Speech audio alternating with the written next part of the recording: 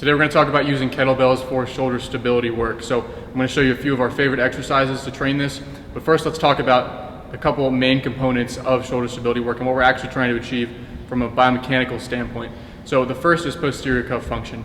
Having a strong rotator cuff that fires properly is going to help you keep that humeral head centered in the shoulder socket as we're going through overhead movement. The second thing is proper serratus anterior and lower trap function. And what that's going to do is as your scap is able to move along your rib cage through overhead movement, it's going to keep that scapula flush against the rib cage rather than clunking off or winging off as you're going through that position.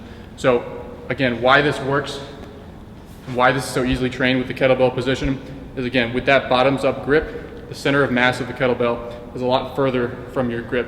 So there's a huge amount of instability as it's trying to fall in 360 degrees.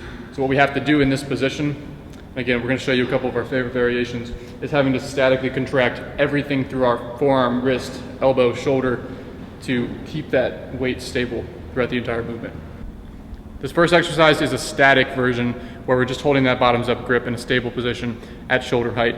So again, we're going to take a reverse lunge position, just stabilizing that kettlebell out front. The second exercise is a dynamic progression, but again, we're starting with that lower level progression where it's just a supine position. So this is a press to a scap punch. So we're stabilizing through that entire pressing range of motion, and then there's a protraction through the top of the movement where we're going into that final scap punch position. For this final variation, we're going to take a half kneeling position with that opposite knee forward to the working arm. And again, we're going to stop just shy of full overhead shoulder flexion. So not cranking fully overhead, but staying in a good, safe range of motion, about 120 to 130 degrees at the top.